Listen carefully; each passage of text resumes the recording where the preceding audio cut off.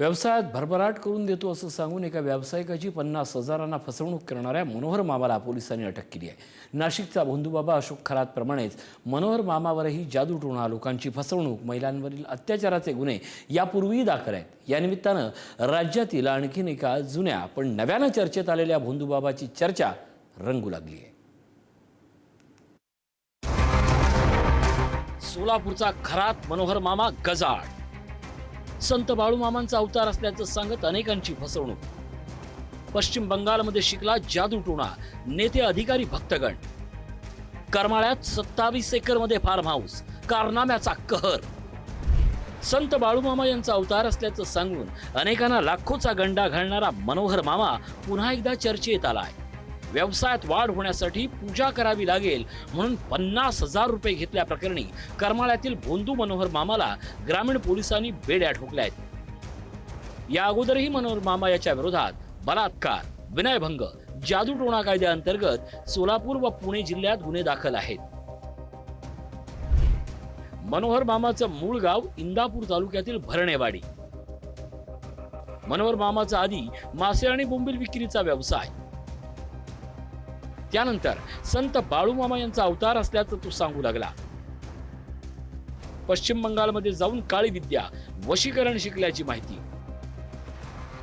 करमाळा तालुक्यामध्ये उंदरगावमध्ये आश्रम काढला। बडे नेते, अधिकारी आणि उद्योगपतींचा राबता।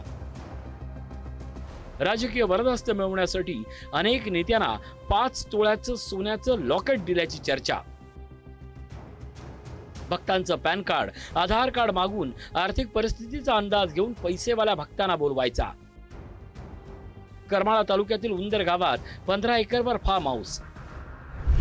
मनोहर मामाकडे दैवी शक्ती असल्याची चर्चा राजकीय क्षेत्रात वाऱ्यासारखी पसरली। त्यामुळे अनेक बडे नेते त्याच्याकडे येऊ लागले।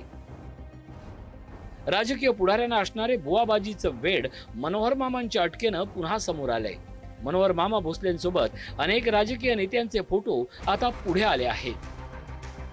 2021 सालापासून आतापर्यंत अनेक गुन्हे मनोहर मामा विरोधात दाखल झालेत। त्यात यापूर्वी जादूटोणा विरोधी कायदा, फसवणूक आणि महिलेवर अत्याचार, बलात्कार, विनयभंगासारख्या गुन्ह्यांचा समावेश आहे।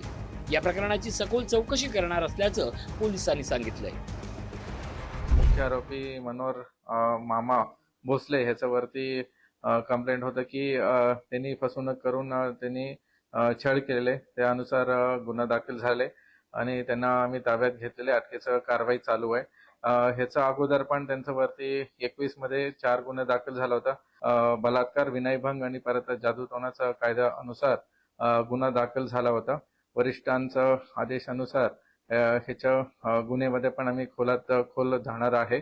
बाळूमा देवस्थान प्रशासनाच्या वतीनं भाविक भक्तांना विनंती करण्यात येते की कालच मनोहर भोसले या व्यक्तीला प्रशासनानं अटक केली आहे असं समजले की बाळूमांच्या नावाचा गैरवापर करून भाविक भक्तांना फसवणूक करून त्यांना फसवणूक केलेली आहे असं समजले। तर अशा व्यक्तीवर कुणीही भाविकांनी विश्वास ठेवू नये। तर अशा बोंदगिरी करणाऱ्या व्यक्तीवर प्रशासनानं कडक कारवाई करावी आणि अशाच प्रत्येक बोंदगिरी माणसांच्यावर कारवाई करावी हीच विनंती। करमाळा तालुक्यात उंदरगाव येथे आश्रम उभा करून त्यामार्फत मनोहर मामानं भक्तांचं मोठं जाळं उभं केलं। धार्मिक विधी, भविष्य, राजकारणात यश, उद्योगधंद्यात बरकत येण्यासाठी तो उपाय सांगू लागला। अमावास्येला आणि पौर्णिमेला त्यांच्याकडे मोठी गर्दी होऊ लागली। आदमापूर येथील संत बाळूमामा मंदिर ट्रस्टनं आणि ग्रामस्थांनी मनोहर मामाच्या निषेधाचा ठराव मंजूर केला। त्यानंतर उंदर गावातही त्याला मोठा विरोध सुरू झाला। या ठिकाणी फसवणुकीच्या माध्यमातून मोठी माया कमवली। त्यानंतर मनोहर मामाला बेड्या ठोकल्या होत्या। बरेच दिवस जेलची हवा खाल्ल्यानंतर मनोहर मामा उंदरगाव मधून परागंदा झाला। त्यानंतर त्यानं पूर्वीच पत्नी रुपालीच्या नावे घेतलेल्या घोटी येथील 27 एकर जमिनीवर उभारलेल्या आंब्याच्या बागेत संत बाळूमामांचं मंदिर उभं केलं। या ठिकाणीच 11,000 रुपये फी घेऊन 8 ते 12 तासाचं वेटिंग या मनोहर मामाच्या भेटीसाठी लागायचं।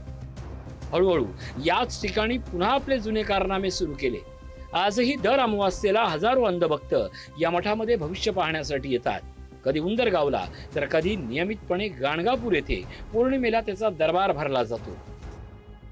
अशोक खरातचं प्रकरण ताजं असताना आपण बघितलं तर भोंदू महाराजांचं सुद्धा पेव फुटलेलं आपल्याला पाहायला मिळतं. आणि काल जे मनोहर मामा, जे स्वतःला प्रति बाळूमामा म्हणून समजले जात होते, त्यांच्यावर सुद्धा काल आर्थिक गैरव्यवहार केल्याप्रकरणी गुन्हा दाखल झालेला आहे. आणि मी आता त्यांच्या करमाळा तालुक्यातील घोटी गावामध्ये आहे.